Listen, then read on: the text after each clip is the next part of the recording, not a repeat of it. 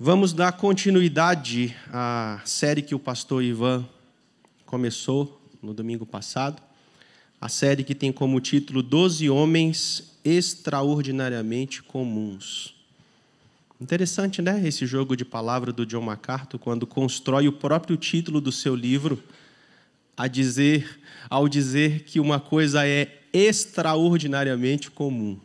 Já é um tanto instigante para a gente, né?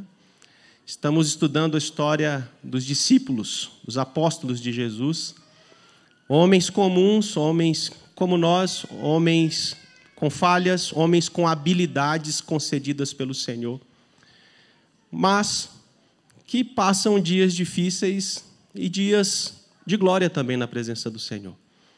A gente vai falar hoje sobre o André. Olha que coisa. Foi de propósito, pastor? Sabe de nada, né? Domingo passado, enquanto eu estava iniciando a aula da EBD, eu disse que quando nós somos convidados a pregar um tema, ou quando nós vamos nos preparar para aconselhar alguém, discipular alguém, antes da gente fazer esse movimento de exortação e de cuidado com o outro, o pregador ele precisa necessariamente pregar para ele.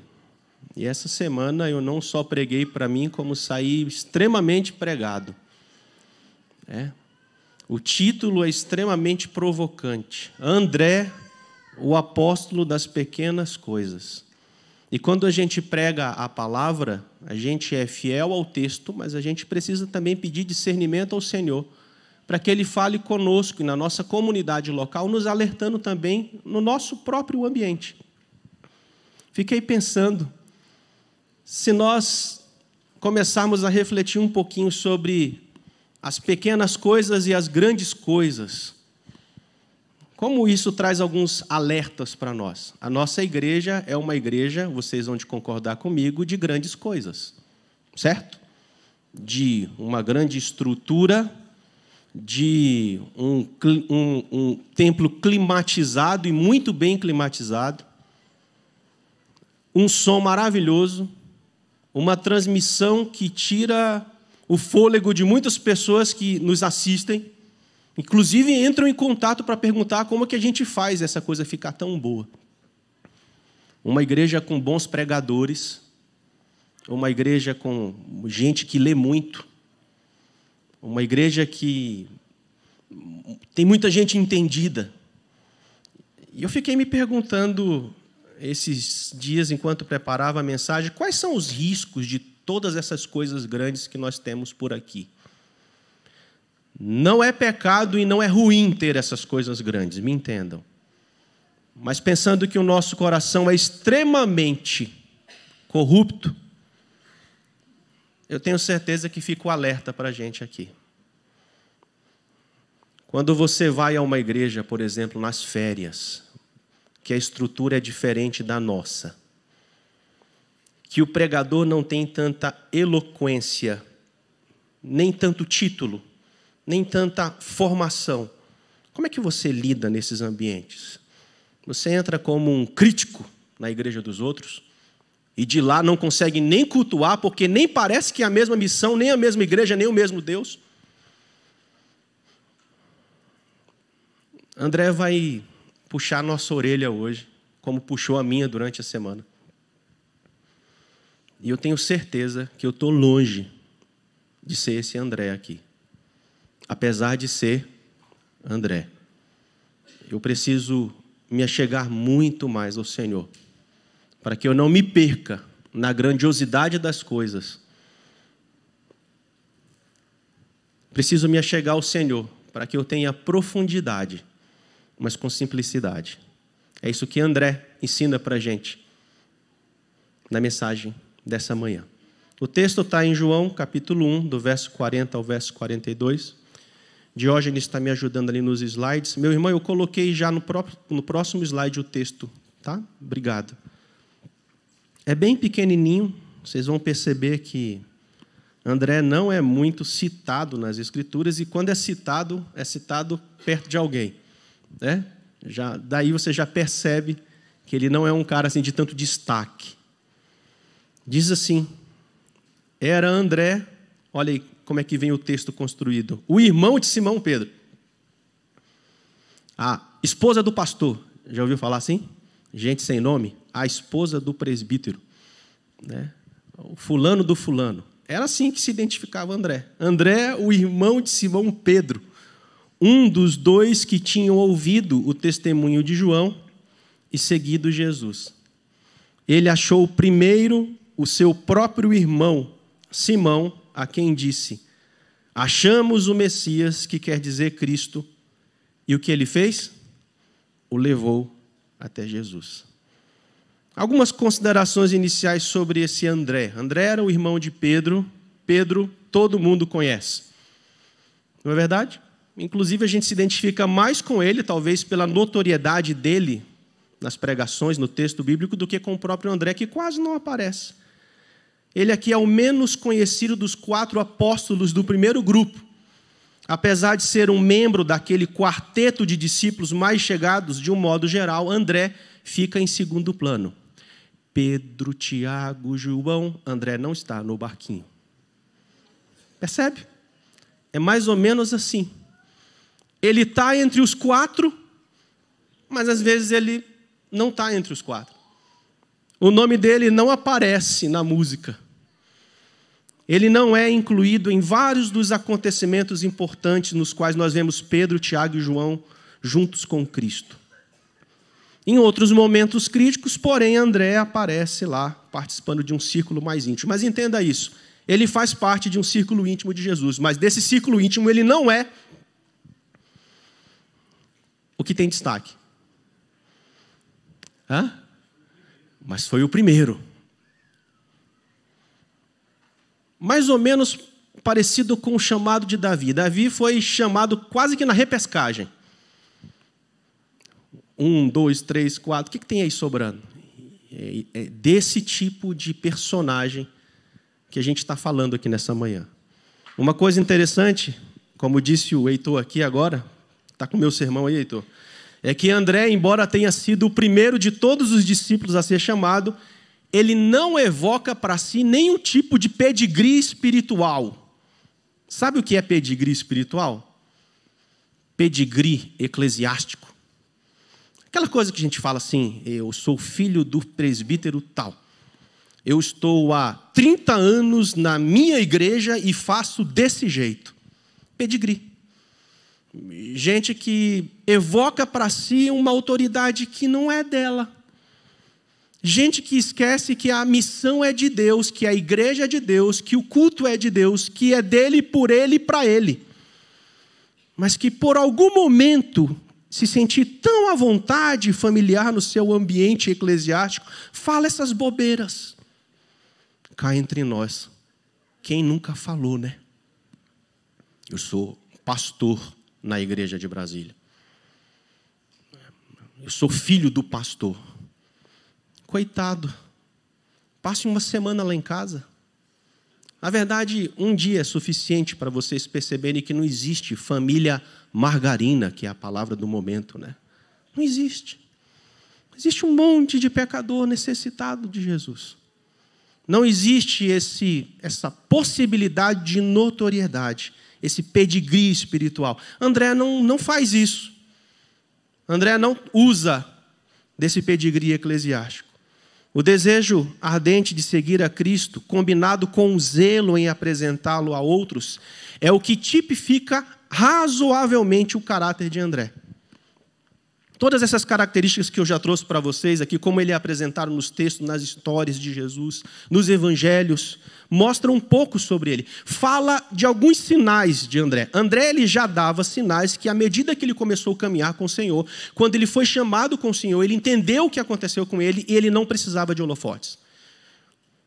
Ele não precisava. Eu gosto muito de pensar em João. João foi tentado várias vezes a assumir um lugar que não era dele, lembram?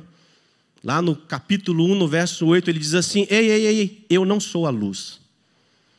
Eu vim só apresentar a luz. Embora alguns de vocês achem que eu sou o Cristo, o Messias, não sou. André faz isso. Ele não precisa de holofotes. Ele não precisa nem de púlpito. Sabia? Não precisa. Ele simplesmente prega para as pessoas. ele não precisa de um microfone na mão. Ele não precisa de um lugar onde ele seja notado. Ele não precisa de palanque. Para ser mais do nosso tempo, ele não precisa de likes. Que coisa boba, nossa. Nossa, estou me incluindo. Que a gente fica atrás de likes. A gente fica atrás de engajamento, de visualização. Eu penso que se houvesse tecnologia na época dele, ele não mediria a eficiência da igreja por engajamento nas redes sociais, e sim pelo número de pessoas que servem ativamente na igreja e além dela. Eu acho que André seria assim. Eu vou verificar a saúde da igreja, vou verificar a saúde da minha família, do meu povo, e eu vou entender que eles estão saudáveis espiritualmente, emocionalmente e fisicamente, porque eles estão ativos. Eu olho para a igreja e quase todos que estão aqui estão ativos. Se a gente fizesse um censo do tipo, levanta quem está ativo na obra, a igreja toda ficaria em pé, ou quase toda. Isso seria, talvez... O pastor está rindo aqui na minha frente. Isso seria, talvez, um bom medidor, e não engajamento nem likes nas redes sociais. André não era o tipo de pessoa que ficaria aguardando algum tipo de cumprimento ou de tapinhas nas costas para anunciar Cristo. André apenas lançava sementes. Só isso tudo. André apenas lançava sementes. Lançar sementes. Lançar sementes. Lançar vida. E deixar que o dono da missão, o dono da colheita, do plantio, faça nascer simplesmente quando, como e ele bem entender. Nós deveríamos fazer isso. André me puxou a orelha essa semana para o ativismo. André me puxou a orelha essa semana por me fazer perceber muitas vezes querer ser o Espírito Santo na vida das pessoas. Salvar o mundo todo. É sobre isso que André vai falar para a gente por aqui. No seu livro A Vida Crucificada e Não a Vida Melhorada, de A.W. Tozer, olha o que ele diz sobre isso. Preciso destacar aqui que o eu tem feito muitas coisas boas neste mundo. Tem construído hospitais e orfanatos, tem alimentado famintos e vestido pobres. O eu anda ocupado realizando muitas boas obras. Mas o problema dessas boas obras é que o eu requer a glória por todas essas coisas. Agora, se esse eu é altamente religioso, ele está disposto a dar 99% da glória para Deus, mas quer reter pelo menos 1% da glória, de modo que as pessoas saibam como o eu é um fiel servo do Senhor. Isso vai contra o ensino bíblico de que Deus deseja toda a glória. Ele não quer dividir nenhuma porcentagem de sua glória com homem algum. Salmo 115, verso 1. Vamos falar? Não a nós, Senhor, não a nós, Senhor, mas ao teu nome da glória. Veja que como André viveu a sua vida à sombra do seu irmão mais conhecido, como eu disse a vocês, sempre falado como irmão de Pedro, um homem quase que sem nome, sem identidade. Em situações como essas, em que o irmão se destaca tão mais do que o outro, é comum encontrar ressentimento, não é verdade? É comum encontrar um tipo de rivalidade, ou até mesmo separação entre os irmãos. É como se não houvesse espaço para duas pessoas no mesmo lugar. André sabia que se ele pregasse o evangelho para o irmão, e se o irmão fosse salvo por Jesus, pela sua personalidade, pelo seu jeito, pelos dons que o Senhor deu para ele, ele possivelmente iria passar à frente dele. Ele estava consciente disso.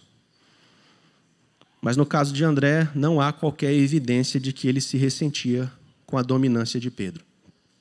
André parece ser o menos contencioso e o mais meditativo, uma característica dele. Como nós já sabemos, a tendência de Pedro era ser impetuoso. Pedro era falastrão. Pedro se precipitava. Pedro revelava muito fácil o coração dele. Era muito rápido. Mateus 12:34. A boca fala do que o coração está cheio. Tiago e João tinham o apelido de filhos do trovão por causa das suas tendências temerárias. Fica evidente que também foram eles que provocaram várias das discussões sobre quem era o maior, como disse o pastor Ivan no domingo passado. Mas não se vê nada disso em André. Sempre que fala em André, ele diz a coisa certa e não a coisa errada. Está vendo porque esse André da Bíblia é melhor que eu? Bem melhor. Sempre que age separadamente dos outros discípulos, faz o que é certo. Ao citá-lo pelo nome, as Escrituras nunca relacionam a ele qualquer desonra. Como eu disse a vocês, uma vez que ele apresenta o seu irmão a Jesus, ele sabe dos riscos que ele corre. Mas sabe por que André não entra em crise? Sabe por que André não fica com raivinha, com sentimento de competição, de rivalidade? Porque André, ele havia entendido o conceito de que as coisas de Deus não estão relacionadas à posição, e sim à missão. Frase bonita, mas muito difícil de ser colocada em prática. A grande verdade para a gente aqui nessa manhã, que você precisa fazer ecoar durante a semana na sua mente, é que o autêntico serviço cristão não é sobre posição, mas sobre a missão. Não é sobre posição, é sobre a missão que nos foi confiada. Uma vez que a gente aprende esse princípio, que a gente desenvolve isso, que a gente internaliza essa verdade na gente, algumas posturas transformadoras passam a ser desenvolvidas em nós. Posturas que André tinha, que podem nos inspirar nessa manhã. Primeira postura é que nós passamos a enxergar o valor das pessoas como indivíduos. Ah, mas eu já faço isso. Nós enxergamos realmente as pessoas como Jesus as vê? Você responde. Você olha para as pessoas aqui na igreja, no seu trabalho, na sua família, na rua, como Jesus as vê? Você se ver intencional, uma pessoa orgânica para fazer esse tipo de movimento, de olhar simplesmente para a pessoa como Jesus vê, e não de acordo com a cor do terno, nem a marca do sapato, nem a posição onde ele ou ela trabalham. Quando a gente entende missão e não posição, Jesus transforma a gente para que a gente consiga enxergar o valor das pessoas como indivíduos.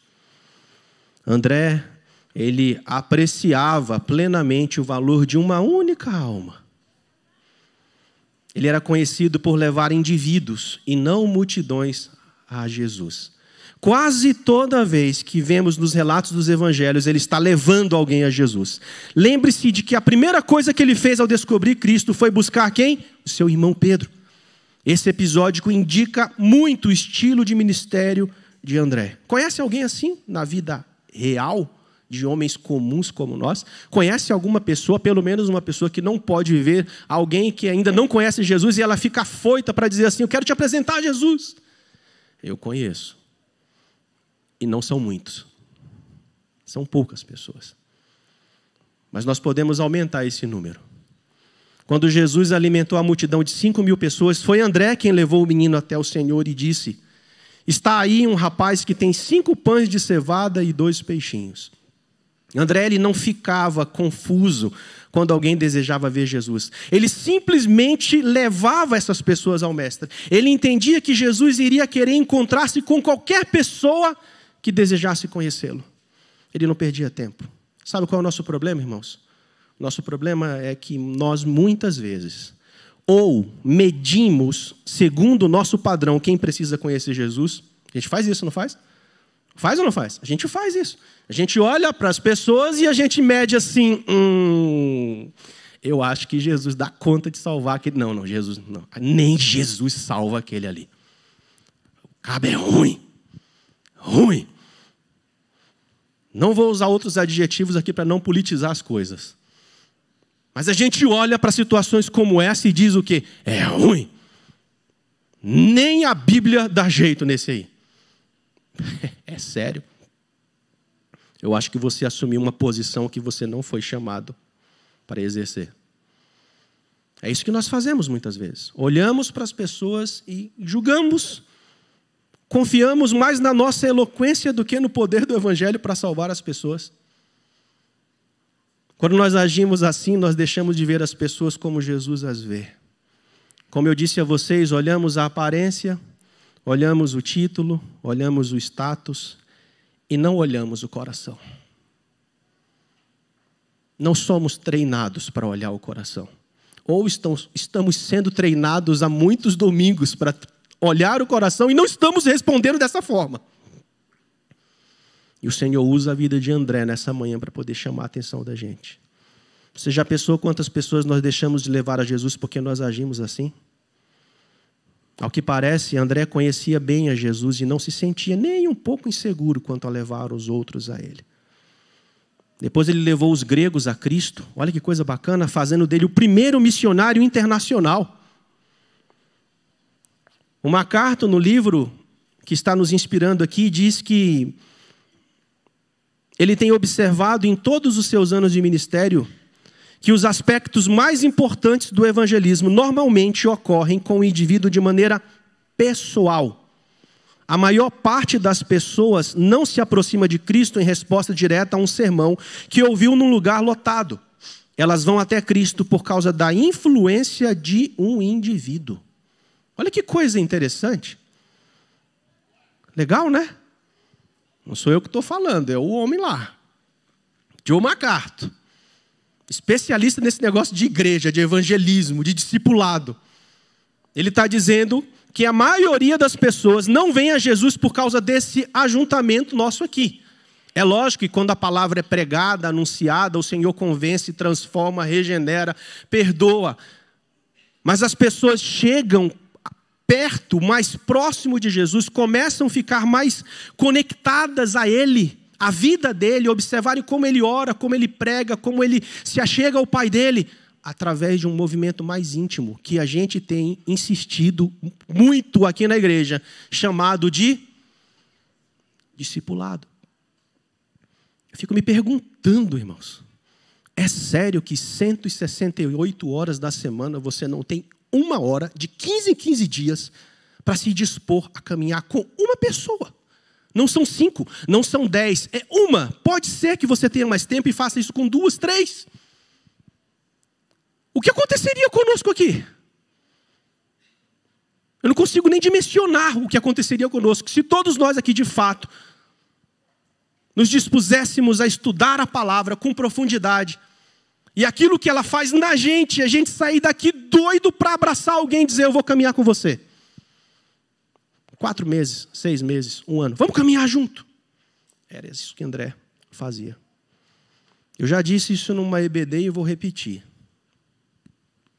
O que fará a nossa igreja ser impactante nessa comunidade e além dessa, irmãos, não é contratar mais pastores. Não é. É a gente decidir pastorear o outro. Deus confiou pastores para essa igreja. Ele deu essa responsabilidade a alguns que não deu para outros. Mas a essência disso aqui é cada um cuidando do coração do outro. É isso que André ensina para a gente. Tu entrou em 2024 e vai querer andar no mesmo ritmo que você andou no ano passado e nos outros? É sério que sua vida é sobre nascer, crescer, viver e morrer e acabou? Acho que você não entendeu o que Jesus fez por você e por que Ele te chamou. Parece que a conta não bate, né? De acordo com a providência soberana de Deus, o ato de fidelidade de André ao conduzir o seu irmão a Cristo foi o ato individual que levou à conversão do homem que iria pregar o magnífico sermão em Pentecostes. Olha que coisa! André simplesmente pregou para o homem que iria pregar o grande sermão em Pentecostes. O que André fazia? Lançava sementes. Lançava o tempo todo sementes. Um número excessivamente grande de cristãos acha que pelo fato de não poderem falar diante de grupos ou por não terem dons de liderança estão isentos da responsabilidade de evangelizar. Não estão. Me constrange toda vez que eu leio Romanos 1,14 e como o apóstolo Paulo se apresenta quando ele é alcançado pelo evangelho. Antes dele dizer no verso 16 o motivo pelo qual ele não se envergonha do evangelho, ele diz como é que ele se sente. Como é que ele se sente? Credor? Ele se sente devedor. Ele não vai conseguir pagar essa conta nunca. Mas ele tem senso de missão. Ele tem senso de responsabilidade. Ele entendeu o que aconteceu na vida dele e o que o Senhor pode fazer através da vida dele. Há poucos que, como André, compreendem o valor de cultivar a amizade como uma só pessoa e levá-la a Cristo. Uma vez que André entendeu a missão e não se apegava à posição, ele passou a enxergar as pessoas como indivíduos. Ele também passou a enxergar o valor das dádivas insignificantes. Meus irmãos, algumas pessoas têm uma visão mais clara da situação geral simplesmente porque apreciam o valor das pequenas coisas. Eu admiro demais, demais, quando a gente vai em igrejas que têm menos estrutura que a nossa. E os irmãos conseguem fazer de coisas pequenas um louvor aceitável ao Senhor. Lembra, Mercedes, quando a gente estava lá no Delta do Parnaíba? Irmãos, não tinha pedestal para botar o microfone para eu cantar. Nem caixa de som. Não, tinha caixa de som. Ruim, mas tinha. Não tinha. A gente está acostumado com esse padrão aqui, né? Chegar lá no meio do povo. E aí o missionário fez o quê, gente? Quem viajou, o que o missionário fez? O missionário pegou um pedaço de pau, enfiou na terra assim, devia ter uma abertura assim, e colocou o microfone e disse assim, está aí, pastor, o pedestal. E eu reclamando dos daqui que ficam soltando de vez em quando, né? Quando a gente entende a missão, a gente vê pequenas coisas e consegue enxergar um valor maior sobre elas. André encaixa-se nessa categoria. Isso fica claro no relato de João sobre os 5.000 que foram alimentados. Era quase hora de comer e, ao pregar para o povo, Jesus iria usar o pão como ilustração. Assim, ele deixou claro que desejava alimentar a multidão. E por isso ele perguntou a Filipe onde ele poderia comprar o pão. Lembram das reações? Filipe faz as contas, olha ali os denários e diz assim, o dinheiro não é suficiente. Não dá, Senhor, acabou. Não inventa, Senhor Jesus, está certo? Eu já estou vendo que o Senhor quer fazer as suas peripécias. Não invente. Filipe não crê nisso. Mateus informa que os discípulos disseram a Jesus para despedir o povo. João, por sua vez, registra que Jesus sabia o que estava para fazer. Mas, para surpresa deles, Jesus diz a eles que o povo não precisava se retirar e que eles mesmos deveriam alimentá-los.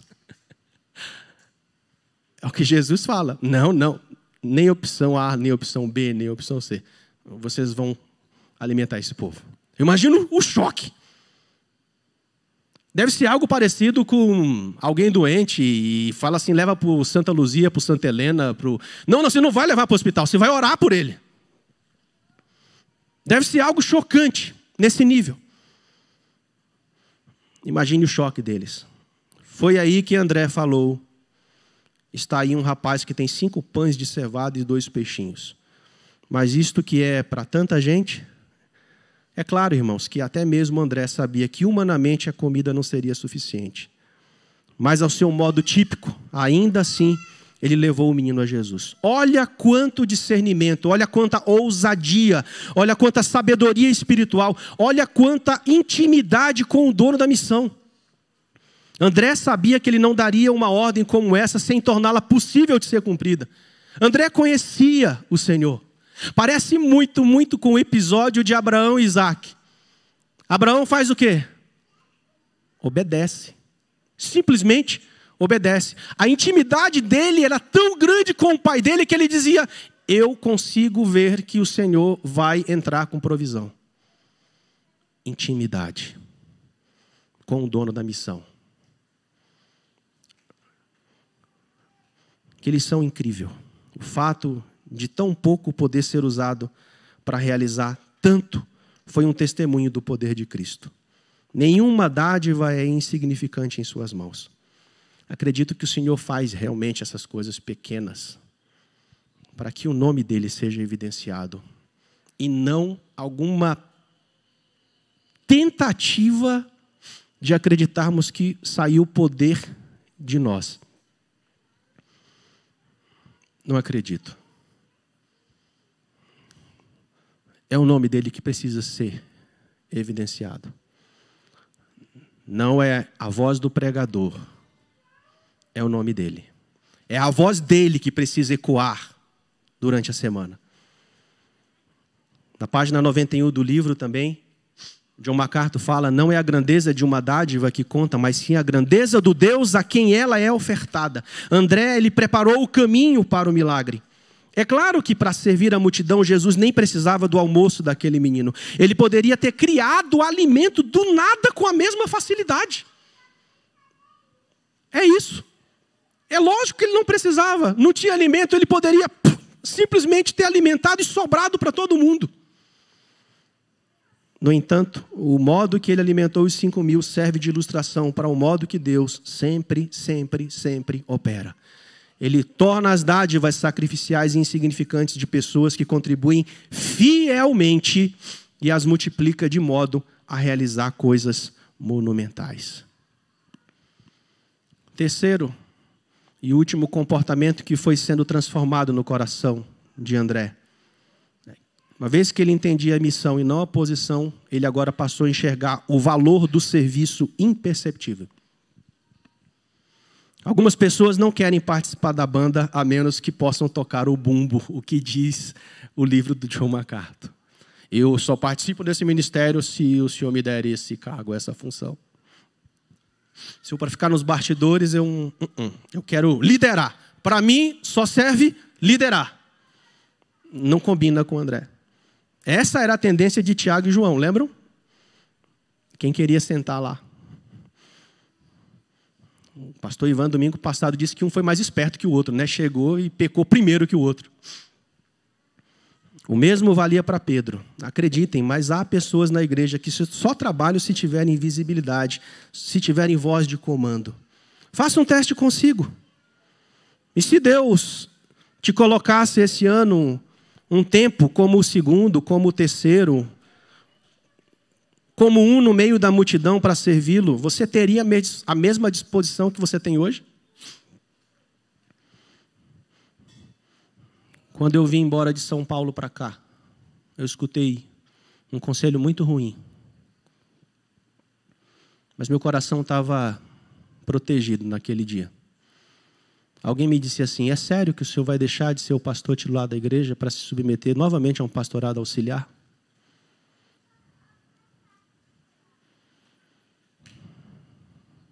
Eu disse: não é sobre posição, é sobre missão.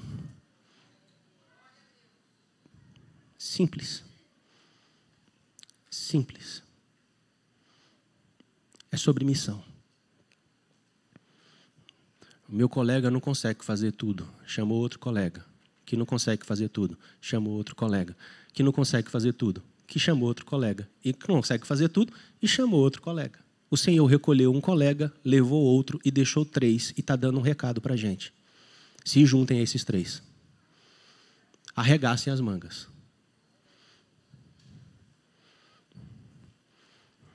Cuidado.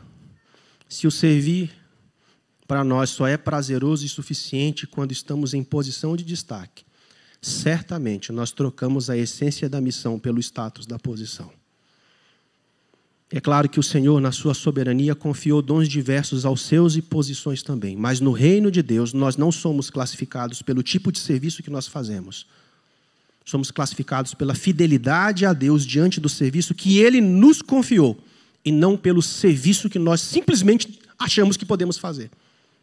É por isso que o Espírito, lá em 1 Coríntios 12, 14, diz que concede a cada um tipo de dom, para que o Senhor seja glorificado e o corpo de Cristo seja edificado e aperfeiçoado. Vocês só estão conseguindo acompanhar com qualidade os slides que estão passando lá atrás, porque tem um irmão sentado ali, com o sermão na mão, prestando atenção e produzindo isso para que vocês fiquem atentos e gravem essas memórias que estão lá atrás. É assim que funciona. Nós só chegamos aqui hoje porque tem muita gente trabalhando nos bastidores. Minha preocupação é que talvez num tempo que as pessoas não querem mais servir tanto, tem muita gente trabalhando há muito tempo e isso não sofre uma renovação. E isso gera nessa base o quê? Cansaço. O Senhor está chamando a gente hoje.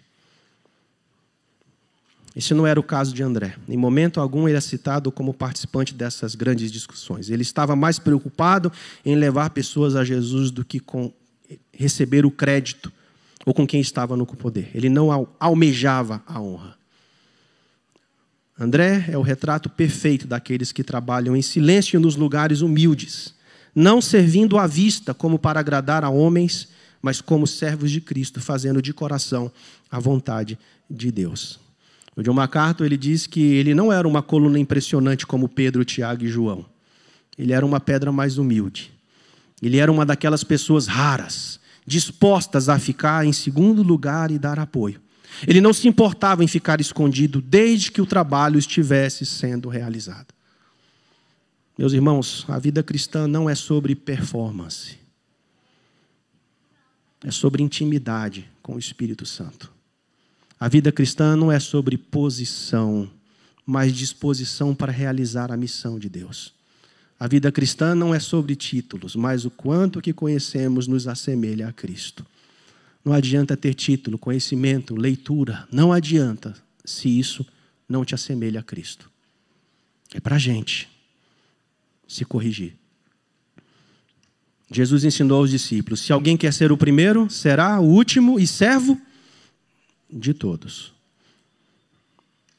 André era tão focado na missão, e aqui caminhando para o final, que mesmo em seus últimos 2 dias de vida, sabia disso segundo a tradição, nos últimos 2 dias de vida desse homem, ele foi pendurado numa cruz, no formato de X, e ele ficou lá amarrado.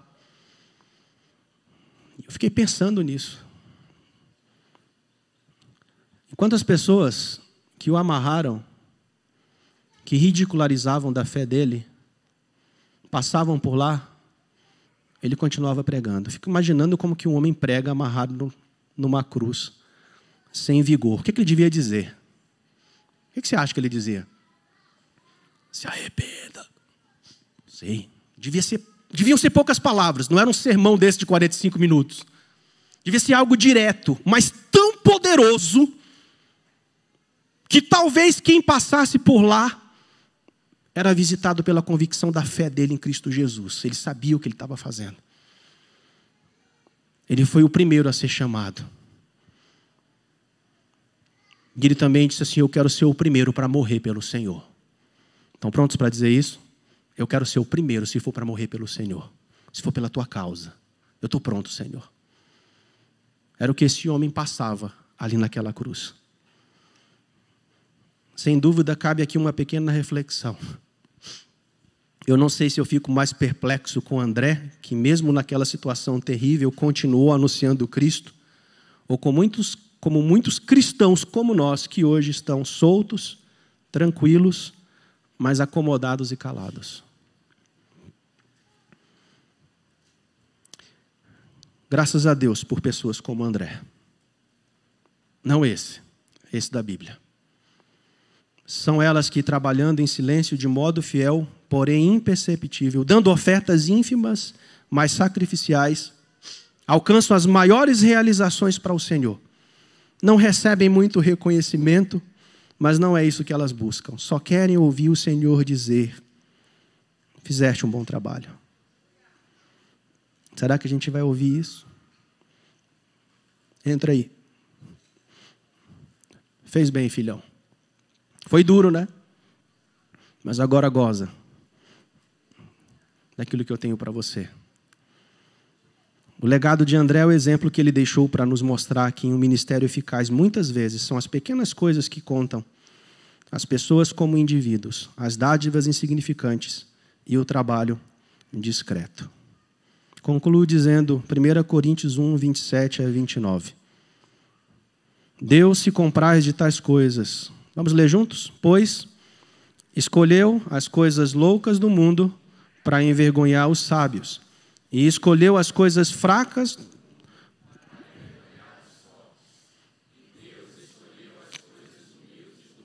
Oh, Deus.